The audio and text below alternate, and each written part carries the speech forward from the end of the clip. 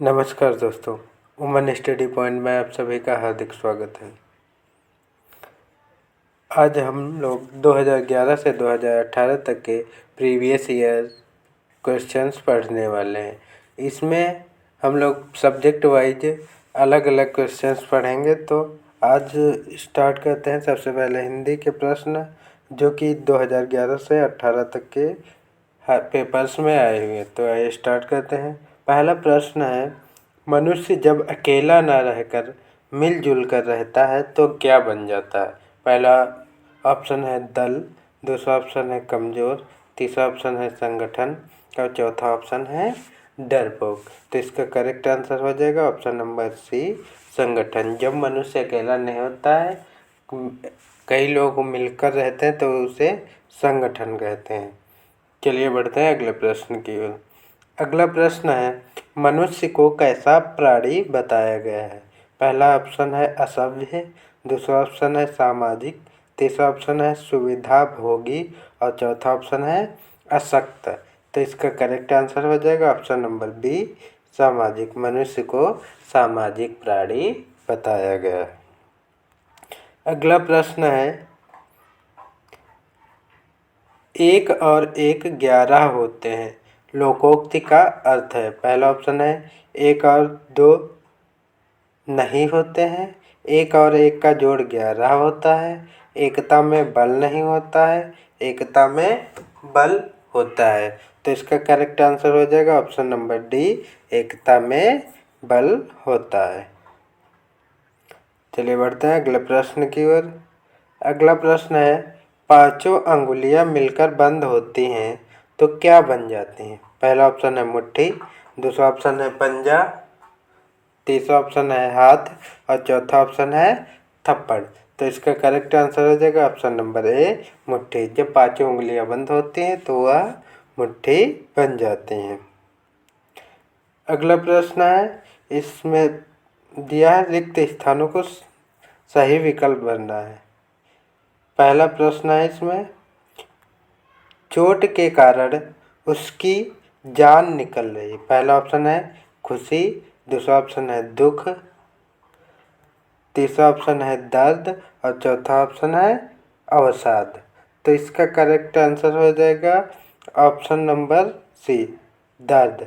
चोट के कारण दर्द से उसकी जान निकल रही है। चलिए बढ़ते हैं अगले प्रश्न की ओर।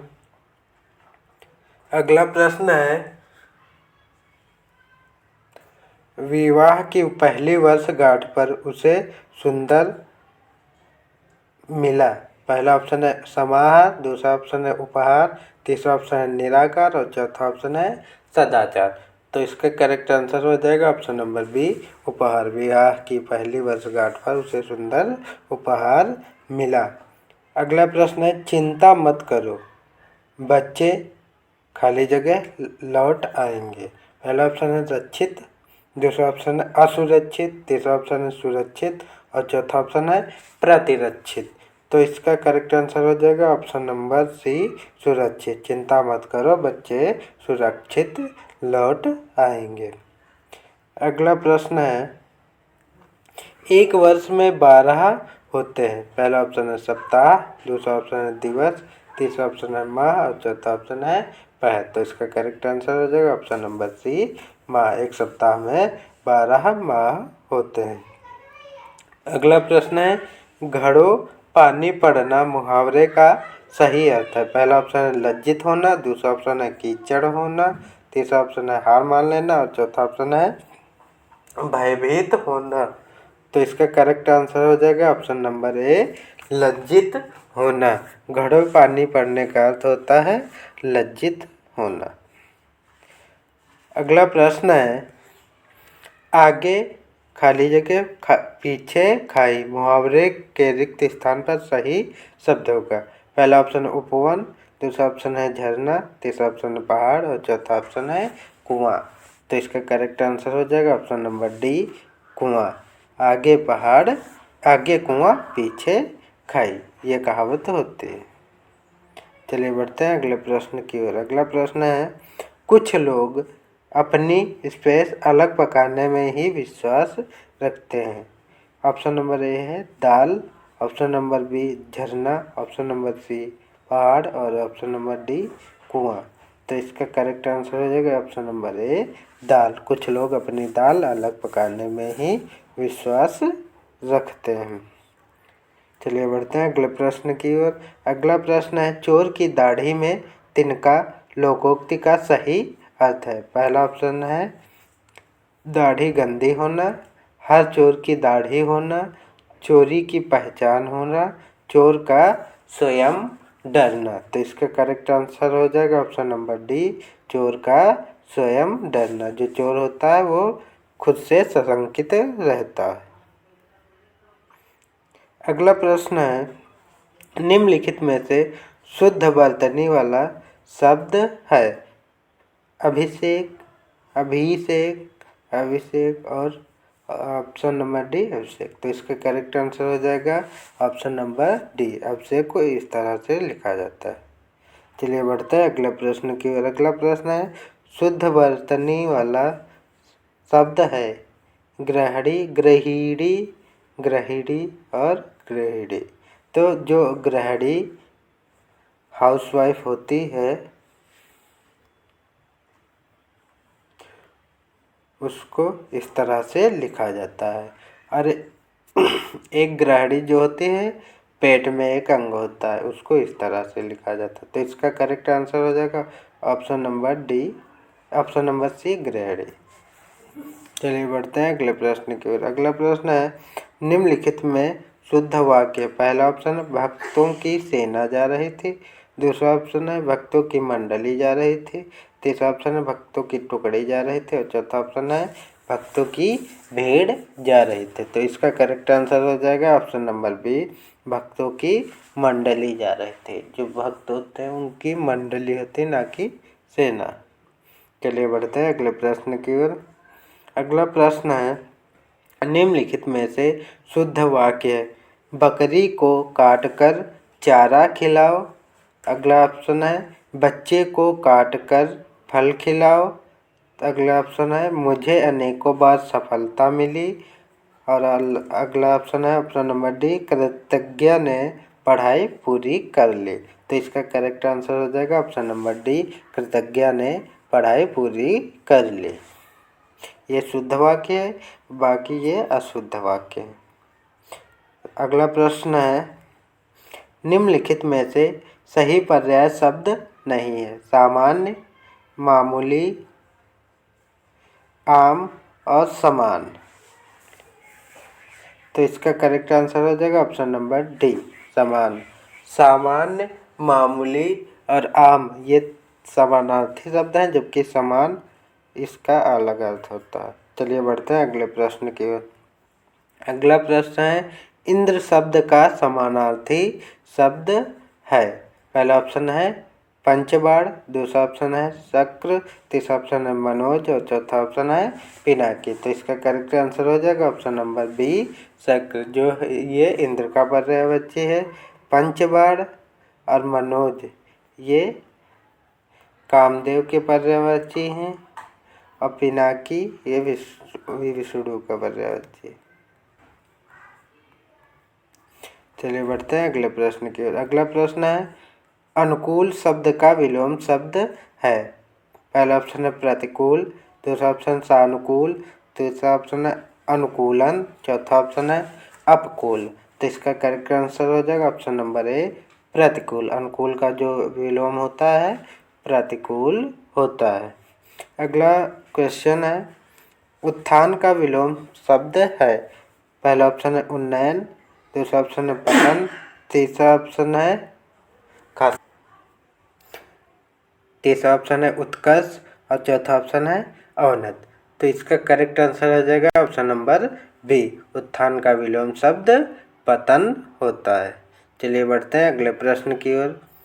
अगला प्रश्न है 16 व 17। इसमें दे रखा है प्रश्न नंबर 16 व 17 के लिए निम्नलिखित विकल्पों में से शुद्ध वर्तनी वाला शब्द छांटिए। इसमें दे रखा है प्रश्न नंबर 16 में समसामयिक, समसामयिक, समसामयिक, समसामयिक। तो इसका करेक्ट आंसर हो जाएगा ऑप्शन नंबर ए, समसामयिक।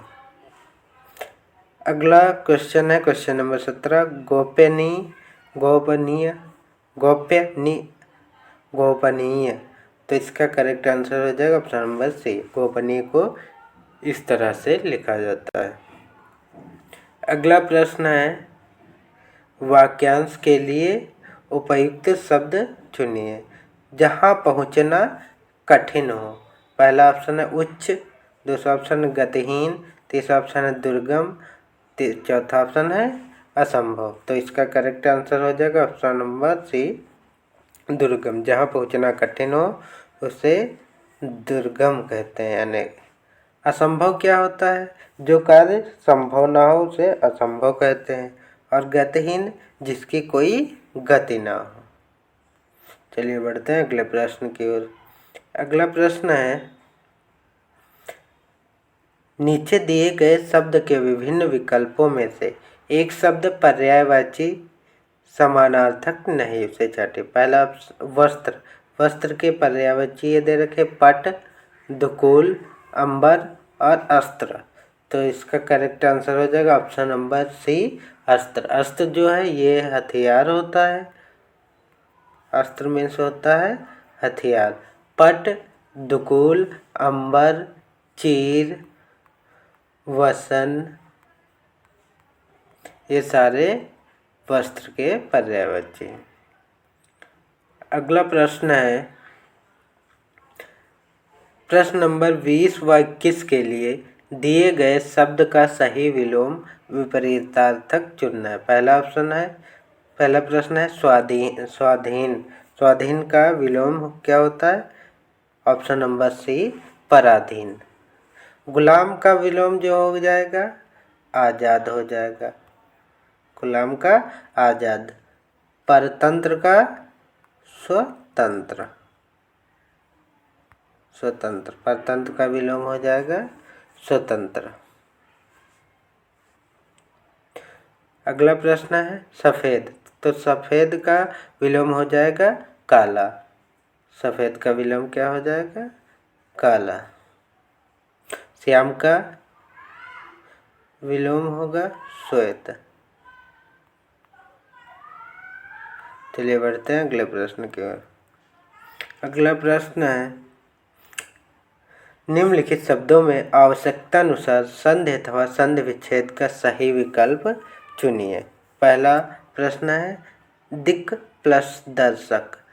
इसका ऑप्शन है दिशा दर्शक, दिदर्शक, दिग्दर्शक और दिग्दर्शक।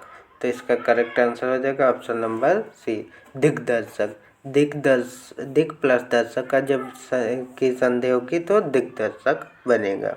उल्लास, इसका जो संधि विच्छेद होगा, पहला ऑप्शन है उत प्लस लास, दूसरा ऑप्शन है उत प्लस आस, तीसरा ऑप्शन है उल प्लस लास और चौथा ऑप्शन है उल्ला प्लस स। तो इसका करेक्ट आंसर हो जाएगा ऑप्शन नंबर ए, उत प्लस लास, उल्लास। और ये व्यंजन संधि का एग्जाम्पल है। अगला प्रश्न है उद्धत। उद्धत में पहला ऑप्शन है उद प्लस ता, दूसरा ऑप्शन उद प्लस हत, तीसरा ऑप्शन है उद प्लस धत और चौथा ऑप्शन उद प्लस ता। तो इसका करेक्ट आंसर हो जाएगा ऑप्शन नंबर बी, उद प्लस हत। उद्धत में उद प्लस हत, ये इसका संधि विच्छेद होगा। अगला प्रश्न है, निम्नलिखित वाक्यों के रिक्त स्थान में लिखे जाने वाले उचित शब्द को छांटिए। प्रश्न है, किसी अनिष्ट की आशंका से मेरा दिल खाली जगह लगा। पहला ऑप्शन है गरजने, दूसरा ऑप्शन है धड़कने, तीसरा ऑप्शन है धाएं धाएं करने और चौथा ऑप्शन है झनझनाने। तो इसका करेक्ट आंसर हो जाएगा ऑप्शन नंबर बी, धड़कने। किसी अनिष्ट की आशंका से मेरा दिल धड़कने लगा।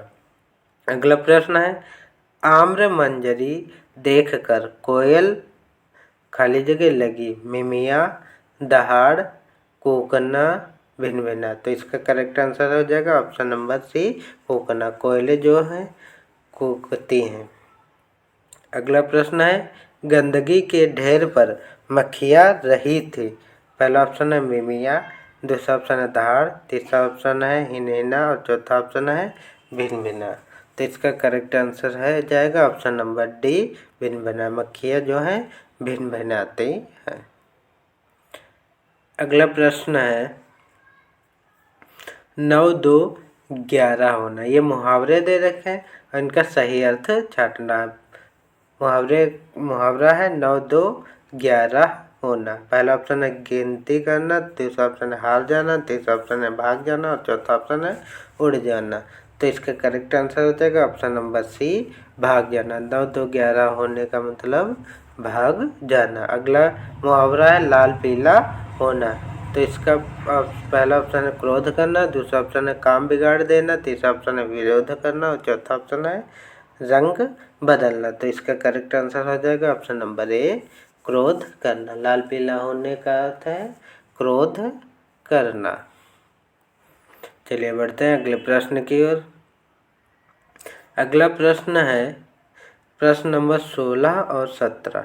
इन प्रश्नों में दिए गए शब्द के समानार्थक शब्द का चयन कर उसके नीचे दिए विकल्पों में से करना है। पहला प्रश्न है विप्र। विप्र का समानार्थी शब्द चुनना। इसके लिए ऑप्शन है पहला ऑप्शन निर्धन, दूसरा ऑप्शन धनी, तीसरा ऑप्शन है ब्राह्मण और चौथा ऑप्शन है सैनिक। तो इसका करेक्ट आंसर हो जाएगा ऑप्शन नंबर सी, ब्राह्मण। विप्र का समानार्थक शब्द ब्राह्मण है। अगला प्रश्न है आविर्भाव। आविर्भाव का समानार्थक शब्द है उत्पत्ति। आविर्भाव का जो समानार्थक शब्द है उत्पत्ति है। अगला प्रश्न है प्रश्न नंबर 18 और 19। इन प्रश्नों में दिए गए शब्द के विपरीतार्थक शब्द का चयन उसके नीचे दिए गए विकल्पों में से कीजिए। पहला प्रश्न जो है अनुरक्ति। इसके ऑप्शन है आसक्ति, विरक्ति, उक्ति और विज्ञप्ति। तो इसका करेक्ट आंसर हो जाएगा ऑप्शन नंबर बी, विरक्ति। अनुरक्ति का जो विलोम होता है विरक्ति होता है। अगला प्रश्न है स्वप्न। इसका विलोम जो होगा पहला ऑप्शन है निद्रा, दूसरा ऑप्शन है जागरण, तीसरा ऑप्शन है ध्यान और चौथा ऑप्शन है मनन। तो इसका करेक्ट आंसर हो जाएगा ऑप्शन नंबर बी, जागरण। स्वप्न का विलोम शब्द जागरण होता है। अगले प्रश्न जो दे रखे हैं इन प्रश्नों में दिए गए मुहावरे का सही अर्थ दिए गए विकल्पों में से चुनिए। पहला प्रश्न जो है वो है आंखें बिछाना। इसके ऑप्शन है पहला ऑप्शन है बाट जोहना, दूसरा ऑप्शन है जागते रहना, तीसरा ऑप्शन है चिंता में पड़ना और चौथा ऑप्शन है अपमान करना। तो इसका करेक्ट आंसर हो जाएगा ऑप्शन नंबर ए, बाट जोहना। आंखें बिछाने का जो अर्थ होता है बाट जोहना। बाट जोहना मतलब होता है किसी का इंतजार करना। बाट जोहने का अर्थ है इंतजार करना।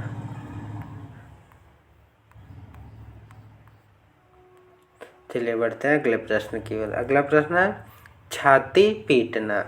इसका ऑप्शन है ललकारना, हार ना मानना, चुनौती देना, विलाप करना। तो इसका करेक्ट आंसर हो जाएगा ऑप्शन नंबर डी, विलाप करना। छाती पीटने का अर्थ है विलाप करना।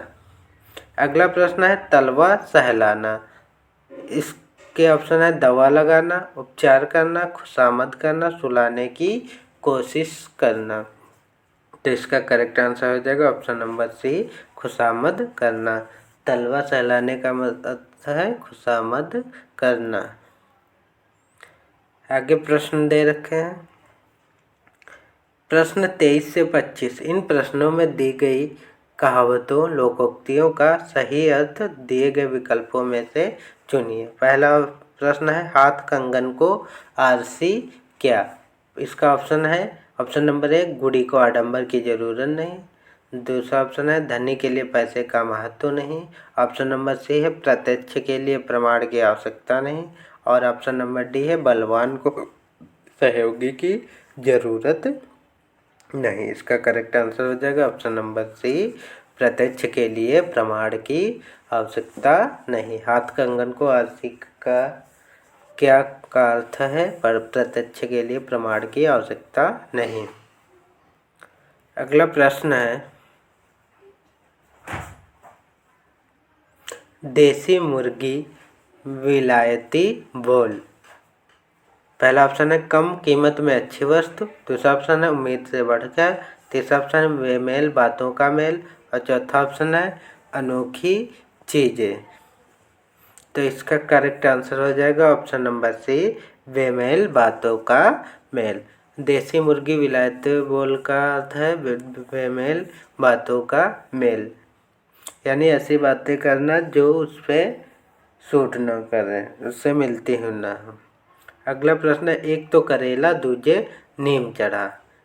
पहला ऑप्शन है दोगुनी फायदेमंद वस्तु, अत्यंत स्वास्थ्यवर्धक चीज, बुरे के साथ और बुरे का मेल, समान गुण वाले दो साथी। तो इसका करेक्ट आंसर हो जाएगा ऑप्शन नंबर सी, बुरे के साथ और बुरे का मेल। प्रश्न नंबर 26-27। इन प्रश्नों में एक शब्द के लिए 4 वर्तनी दी गई हैं, जिनमें से केवल एक शुद्ध है। शुद्ध वर्तनी वाले विकल्प का चयन करना। इसमें शुद्ध वर्तनी छांटने हैं। अभिव्यक्ति, अभिव्यक्ति, अभिव्यक्ति, अभिव्यक्ति। तो इसका करेक्ट आंसर हो जाएगा ऑप्शन नंबर बी, अभिव्यक्ति। अभिव्यक्ति का सही रूप ये है। अगला है अवशिष्ट, अवशिष्ट, अवशिष्ट, अवशिष्ट। तो इसका करेक्ट आंसर हो जाएगा ऑप्शन नंबर बी, अवशिष्ट। अवशिष्ट को इस तरह से लिखा जाता है। अगला प्रश्न है, निम्नलिखित इन प्रश्नों में दिए गए प्रत्येक वाक्य खंड के अर्थ को एक शब्द में व्यक्त करने वाला एक शब्द दिए गए विकल्पों में से चुनिए। पहला प्रश्न है, रंगमंच पर पर्दे के पीछे का स्थान। और इसके ऑप्शंस हैं, पहला ऑप्शन है पृष्ठमंच, दूसरा ऑप्शन है दर्शक दीर्घा, तीसरा ऑप्शन है नाट्य स्थल और चौथा ऑप्शन है नेपथ्य। तो इसका करेक्ट आंसर हो जाएगा ऑप्शन नंबर डी, नेपथ्य। जो रंगमंच होता है या नाटक करने का स्थान, उसके पीछे के भाग को नेपथ्य कहा जाता है। अगला प्रश्न है, जिसके सिर पर चंद्रमा हो। पहला ऑप्शन है चंद्रवदन, दूसरा ऑप्शन है चंद्रहास, तीसरा ऑप्शन है चंद्रशेखर और चौथा ऑप्शन है सिरमौर। तो इसका करेक्ट आंसर हो जाएगा ऑप्शन नंबर सी, चंद्रशेखर। जिसके सिर पर चंद्रमा उसे चंद्रशेखर कहते हैं। अगला प्रश्न है, फेंक कर चलाया जाने वाला हथियार। पहला ऑप्शन है प्रक्षिप्त, दूसरा ऑप्शन है प्रक्लेदित, तीसरा ऑप्शन है शस्त्र और चौथा ऑप्शन है अस्त्र। तो इसका करेक्ट आंसर हो जाएगा ऑप्शन नंबर डी, अस्त्र। फेंक कर चलाया जाने वाला हथियार अस्त्र कहलाता है। चलिए बढ़ते हैं अगले प्रश्न की ओर। अगला प्रश्न है, बाइज्जत में प्रयुक्त उपसर्ग को निम्नलिखित विकल्पों में से पहचानें। पहला ऑप्शन है बाई, दूसरा ऑप्शन है बा, तीसरा ऑप्शन है जत और चौथा ऑप्शन है इज। तो इसका करेक्ट आंसर हो जाएगा बा। बाइज्जत में बा उपसर्ग है, ये हो जाएगा बा प्लस इज्जत। बाइज्जत जो बना है बा प्लस इज्जत से मिलकर बना है। चलिए बढ़ते हैं अगले प्रश्न की ओर। अगला प्रश्न है, यद्यपि शब्द का संधि विच्छेद नीचे दिए गए विकल्पों में से चुनिए। यदय प्लस अभि, यदि प्लस अभि, याद प्लस अभि, यम प्लस अभि। तो इसका करेक्ट आंसर हो जाएगा ऑप्शन नंबर बी, यदि प्लस अभि, यद्यपि। अगला प्रश्न है, निम्नांकित में से कौन सा शब्द स्त्रीलिंग नहीं है? सही विकल्प चुनिए। पहला ऑप्शन है दही, दूसरा ऑप्शन है पुस्तक, तीसरा ऑप्शन है अंगूठे और चौथा ऑप्शन है अंगीठी। तो इसका करेक्ट आंसर हो जाएगा ऑप्शन नंबर ए, दही। दही जो है स्त्रीलिंग शब्द नहीं है, ये पुल्लिंग शब्द है। और इन शब्दों में अगर पुल्लिंग या स्त्रीलिंग छांटना हो तो उस सबसे अच्छा तरीका है उनका उच्चारण करना है। जैसे दही, तो दही खाया जाता है ना कि खाई जाती है। अंगूठी पहनी जाती है, पुस्तक पढ़ी जाती है, अंगीठी में आग जलाई जाती है। चलिए बढ़ते हैं अगले प्रश्न की ओर। अगला प्रश्न है, विद्यालय शब्द में निम्नलिखित में से कौन सी संधि है? पहला ऑप्शन है गुण संधि, दूसरा ऑप्शन है दीर्घ स्वर संधि, तीसरा ऑप्शन है विसर्ग संधि और चौथा ऑप्शन है व्यंजन संधि। तो इसका करेक्ट आंसर हो जाएगा ऑप्शन नंबर बी, दीर्घ स्वर संधि। विद्यालय में दीर्घ स्वर संधि होती है। इसका जो संधि विच्छेद होगा विद्या प्लस आलय हो जाएगा। चलिए बढ़ते हैं अगले प्रश्न की ओर। अगला प्रश्न है, निम्नांकित विकल्पों में से कौन सा सूर्य का पर्याय नहीं है? सही विकल्प बताइए। पहला ऑप्शन है दिवाकर, दूसरा ऑप्शन है रश्मिरथी, तीसरा ऑप्शन निशाकर और चौथा ऑप्शन है कमलाकर। तो इसका करेक्ट आंसर हो जाएगा ऑप्शन नंबर सी, निशाकर। निशाकर जो है सूर्य का पर्यायवाची नहीं है, ये चंद्रमा का पर्यायवाची है और बाकी तीनों ये सूर्य के पर्यायवाची हैं। अगला प्रश्न है, निम्नलिखित में से किस शब्द में नीय प्रत्यय नहीं है? सही विकल्प चुनिए। पहला ऑप्शन है पूजनीय, दूसरा ऑप्शन है आदरणीय, तीसरा ऑप्शन है पानीय और चौथा ऑप्शन है शोचनीय। तो इसका करेक्ट आंसर हो जाएगा ऑप्शन नंबर बी, पानीय। पानीय में नीय शब्द नीय प्रत्यय नहीं। आदरणीय जो है इसमें भी नीय प्रत्यय, ये आदर प्लस नीय से मिलकर बना है। और जब रा सा या री इनमें से कोई वर्ड आता है और उस शब्द में ना होता है तो उसका ना की जगह अड़ा हो जाता है। चलिए बढ़ते हैं अगले शब्द प्रश्न की ओर। अगला प्रश्न है, सदैव शब्द में कौन सी संधि है? सही विकल्प चुनिए। पहला ऑप्शन है अयादि, दूसरा ऑप्शन है गुण, तीसरा ऑप्शन है वृद्धि और चौथा ऑप्शन है यड़। तो इसका करेक्ट आंसर हो जाएगा ऑप्शन नंबर सी, वृद्धि। सदैव में वृद्धि संधि है।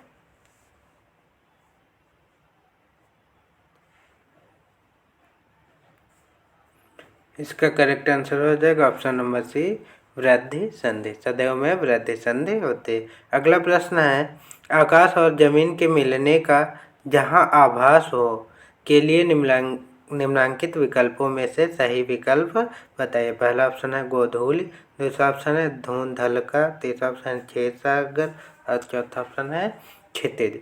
तो इसका करेक्ट आंसर हो जाएगा ऑप्शन नंबर डी, क्षितिज। आकाश और जमीन के मिलने के स्थान को क्षितिज कहा जाता है, जहाँ पर ये मिलते हुए प्रतीत होते हैं।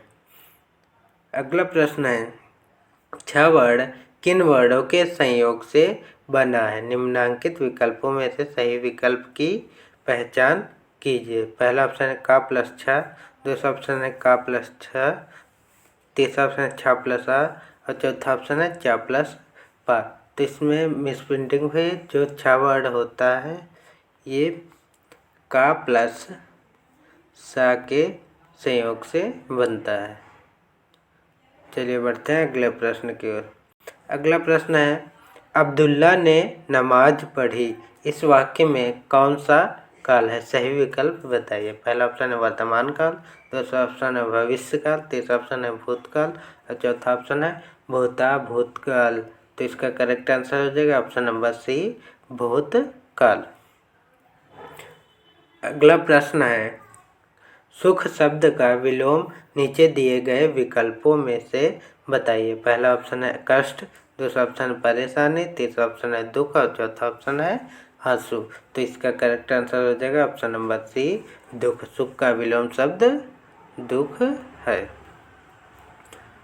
अगला प्रश्न है, निम्नांकित शब्दों में से कौन सा शब्द बहुवचन है? सही विकल्प चुनिए। पहला ऑप्शन है वह, दूसरा ऑप्शन है सब, तीसरा ऑप्शन मैं और चौथा ऑप्शन है तुम। तो इसका करेक्ट आंसर हो जाएगा ऑप्शन नंबर बी, सब। जो सब शब्द है इसमें ये बहुवचन है और ये एकवचन है। चलिए बढ़ते हैं अगले प्रश्न के। अगला प्रश्न है, ढा वर्ण किस वर्ग का है? दिए गए विकल्पों में से सही विकल्प छांटिए। पहला ऑप्शन है का वर्ग, दूसरा ऑप्शन है चा वर्ग, तीसरा ऑप्शन है पा वर्ग और चौथा ऑप्शन है टा वर्ग। तो इसका करेक्ट आंसर हो जाएगा ऑप्शन नंबर डी, टा वर्ग। जो ढा है वो टा वर्ग का अक्षर है। टा वर्ग में टा, ठा, डा, ढा, अड़ा ये 5 वर्ड आते हैं। चा वर्ग में चा, छा, जा, झा, इया ये 5 वर्ड आते हैं। का वर्ग में का, खा, गा, घा, अंगा ये 5 वर्ड आते हैं। और पा वर्ग में पा, फा, बा, भा, मा ये 5 वर्ड आते हैं। चलिए बढ़ते हैं अगले प्रश्न की ओर।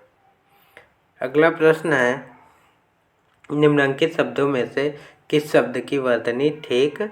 सही विकल्प चुनिए। पहला ऑप्शन है पारिचित, दूसरा ऑप्शन है प्रचार, तीसरा ऑप्शन है परचार और चौथा ऑप्शन है परिचार। तो इसका करेक्ट आंसर हो जाएगा ऑप्शन नंबर बी प्रचार। प्रचार जो है ये सही शब्द है।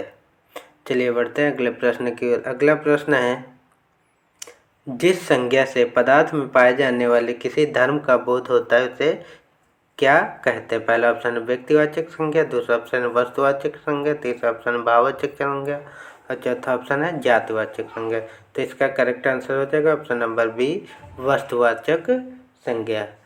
जिन शब्दों से किसी पदार्थ के बारे में बोध होता है उसे वस्तुवाचक संज्ञा या पदार्थवाचक संज्ञा कहते हैं। अगला प्रश्न है, निम्नलिखित में से कौन सा युग्म असंगत है? पहला ऑप्शन है अन्न जल, दूसरा ऑप्शन है आचार विचार, तीसरा ऑप्शन है पीना खाना और चौथा ऑप्शन है नून तेल। तो इसका करेक्ट आंसर हो जाएगा ऑप्शन नंबर सी पीना खाना। पीना खाना युग्म असंगत है क्योंकि ये होता है खाना पीना। क्या हुआ? अगला प्रश्न है, जल पिपासु। जल पिपासु शब्द में कौन सा समास है? पहला ऑप्शन है द्वंद्व, दूसरा ऑप्शन है द्विगु, तीसरा ऑप्शन है तत्पुरुष और चौथा ऑप्शन है बहुब्रीहि। तो इसका करेक्ट आंसर हो जाएगा ऑप्शन इसमें जो कि नहीं दिया, जल पिपासु में कर्मधारय समास होता है। चलिए बढ़ते हैं अगले प्रश्न की ओर। अगला प्रश्न है, एक तो करेला दूजे नीम चढ़ा। इस लोकोक्ति के सटीक अर्थ को दिए गए विकल्पों में से चयन कीजिए। पहला ऑप्शन है करेले की बेल का नीम के वृक्ष पर चढ़ना, दूसरा ऑप्शन करेले और नीम का संयुक्त स्वास्थ्य के लिए हितकर होना, तीसरा ऑप्शन है करेले और नीम का रस मिलाना और चौथा ऑप्शन है एक साथ दो या कई दुर्गुणों का होना। तो इसका करेक्ट आंसर हो जाएगा ऑप्शन नंबर डी एक साथ दो या कई दुर्गुणों का होना। अगला प्रश्न है, वाक्यम रसात्मकम काव्यम अर्थात रसात्मक वाक्य ही काव्य है।